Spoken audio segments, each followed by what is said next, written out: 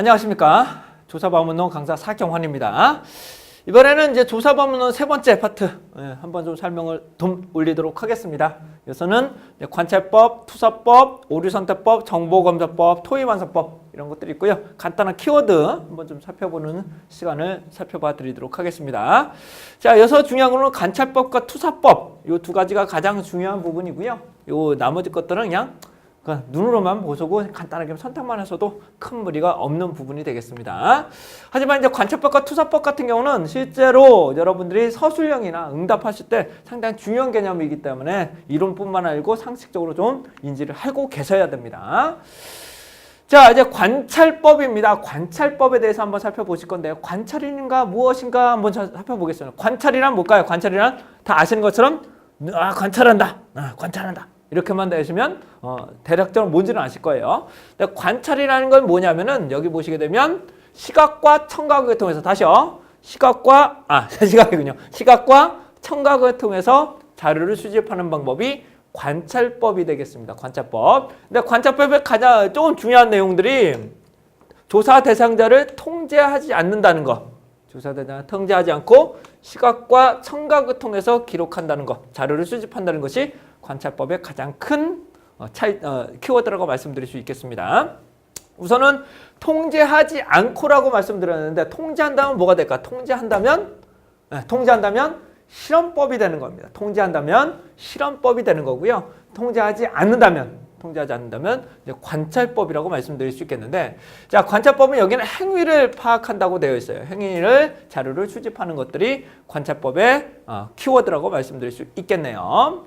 자, 관찰법은 다시요. 면접법이라는 것은 통제하지 않고 내면적인 정보가 되는 거고요. 관찰법은 역시 통제하지 않고 행위를 자료를 수집하는 것들이 관찰법입니다. 관찰법. 자, 관찰법은 인과관계를 밝히기가 상당히 가장 낮은 수준이라고 말씀드릴 수 있겠죠. 즉, 인과관계를 보지 않고 그냥 그러니까 관찰, 시각과 청각을 통해서만 그냥 자유롭게 자료를 수집하는 방법이기 때문에요. 이에 반해서 실험법은 어떻게 되나요? 이에 반해서 실험법은 그렇습니다. 통제하고 인과관계, 철저한 인과관계를 잘 밝히는 방법이 되겠죠. 예, 그래서 실험 방법은 내적 타당도가 상당히 높은 부분이 되겠고요.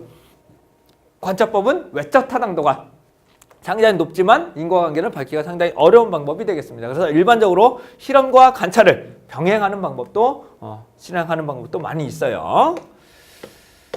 자, 다음을 보시게 되면 아까 말씀 올린 것처럼 관찰법의 장점은 관찰 대상자의 행위를 파악한다. 내면을 파악하는 것은 면접법입니다. 내면을 파악하는 것들은 대화를 통해서 수집하는 면접법이 되겠고요. 그다음에 관찰 대상에 대해서 협조나 응답 능력, 조사, 그러니까 유치원 혹은 동물, 식물에 대해서도 관찰이 가능하다는 부분이 되겠습니다. 그다음에 조사, 응답 과정에서 발생할 수 있는 오차를 감소시킬 수 있다는 장점이 됩니다. 하지만 가장 큰 단점이 관찰자의 편견이 들어간다는 겁니다. 관찰자의 편견이 들어간다는 가장 큰 문제점이 있고요. 그 다음에 횡단조사, 기억나시나 모르겠네요. 기술적 조사와 횡단조사, 한 번에 조사하는 것보다는 지속적으로 조사하기 때문에 조사 기간이 많이 소요될 수 있습니다. 종단조사하고는 비교하시면 안 돼요. 종단조사하고는 어떻게 더 기냐는 살펴볼 수 없기 때문에 종단조사보다는 기술적 조사의 횡단조사, 한 번에 조사하는 것보다는 상당히 조사 기간 자체가 많이 길어질 수 있다. 그 다음에 관찰하고자 하는 현상 자체를 놓칠 수 있다는 거죠. 갑자기 급변하게. 뭐가 있을까요? 유성이 떨어진다. 별똥별이 떨어지는 거. 이렇게 있다가 별똥별이 쑥 떨어지는 경우. 그런 경우 우리가 관찰하기가 상당히 어렵겠죠. 관찰 대상 자체가 사망하거나 유실되거나 거부되는 경우. 이런 것들이 관찰법의 문제점으로 지적될 수 있겠습니다. 역시 관찰법은 대표성도 문제가 될 수 있겠죠. 관찰 대상자가 정말 대표할 수 있겠는가? 이런 것들이 관찰법의 장점과 단점으로 살펴보실 수 있습니다. 자, 유아나 노인, 그다음에 장애인 분들 같은 경우는 관찰법을 사용하시는 게 좋겠죠. 왜? 대화를 통해서 어휘 전달이 상당히 어려울 수 있기 때문에. 그래서 관찰법을 상당히 많이 볼 수 있어요. 그런데 관찰을 받고 있다면 왜곡되는 현상들, 즉 뭐가 있나요? 호손소가 생각나세요? 호손. 외적 타당도 저해 요인. 호손 효과가 관찰을 받고 있다면 왜곡될 수 있는 호손 효과가 조금 우려가 된다는 부분을 반드시 좀 살펴봐 주셨으면 합니다. 자, 이제 관찰자의 참여 정도에 따라서 달라질 수가 있는데요. 요거는 크게 세 가지 방법과 네 가지 방법으로 나눠지는데 크게 그냥 네 가지 정도만 보시면 됩니다. 예전에는 세 가지 정도가 많이 주로 이루어졌는데 최근에 들어서는 이렇게 네 가지 방법이 나타나는데 하나씩 좀 살펴볼게요. 완전 참여 관찰, 혹은 이거 반대가 비참여 관찰, 혹은 객관적인 관찰이라고 하고요. 이 중간 관대가 이제 준참여 관찰이라고 합니다. 자, 준참여 관찰은 크게 참여자적 관찰자적 참여하고 참여자적 감찰 이런 것들에서 총 네 가지 방법만 알고 계시면 돼요. 이 두 가지가 준참여라는 것만 주안점으로 보시면 되실 것 같습니다. 자, 참고적으로 말씀드리면 참여 관찰과 비참여 관찰은 다시요. 참여 관찰, 자기가 직접 들어가는 참여 관찰과 아예 참여하지 않고 멀리서 이제 CCTV나 망원 것처럼 보는 것들은 비참여가 되는데 이 두 가지는 자기가 관찰자임을 밝히지 않아도 됩니다. 다시요. 완전 참여 관찰과 비참여 관찰은 자기가 관찰자임을 밝히지 않아도 돼요. 하지만 실제로 뭐 객관적 관찰은 자기가 참여자임, 관찰자임을 밝히지 않아도 별로 이렇게 들킬 가능성은 좀 낮지만 여기는 어떻게 될까요? 참여하고 있는데 내가 관찰자임을 밝히지 않으면 스파이, 좀 배신감을 많이 느끼게 되죠. 이런 것들에서 상당히 윤리적으로 문제가 될 수 있다는 부분입니다. 이에 반해서 준참여 관찰, 즉 관찰자 참여, 참여자 관찰자 자체는 이건 어떻게 된다? 자기가 관찰자임을 밝혀야 된다는 부분에서 이 방법과 조금 차별점이 있다는 것을 설명드리고자 합니다. 다시 설명드립니다. 참여 관찰, 자기가 완전히 들어가는 것들 참여, 내 손, 아마존의 눈물, 북극의 눈물, 이런 것들 자기가 직접 들어가는 참여 관찰과 비참여 관찰이라는 건 멀리서 그냥 관찰만 하는 것들, 동물의 왕국처럼 멀리서만 보는 것들, 이런 것들 이제 비참여 관찰이라고. 이거는 북극의 눈물 같은 거는 비참여가 되겠네요. 동물하고 보는 것들, 그러니까 사람들하고 같이 어울리는 것들은 이제 어울려서 활동하는 것들은 참여 관찰이 되겠죠. 이에 반해서 중참여 관찰은 어떻게 된다고요? 준참여 관찰이라는 것은 자기가 관찰자임을 밝혀야 된다는 부분, 얘는 밝히지 않아도 된다는 부분 그리고 말씀드리고요. 관찰자적 참여와 참여적 관찰은 뒷부분에서 구체적으로 설명을 드리겠습니다.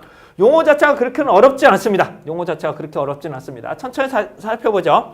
참여 관찰법입니다. 참여 관찰법은 여기서 말하는 참여 관찰은 일반적으로 완전 참여 관찰법이라고 말씀드릴 수 있겠습니다. 그래서 관찰자가 관찰 대상자가 직접 활동하면서 관찰하는 방법을 이제 참여 관찰법이라고 하는데요.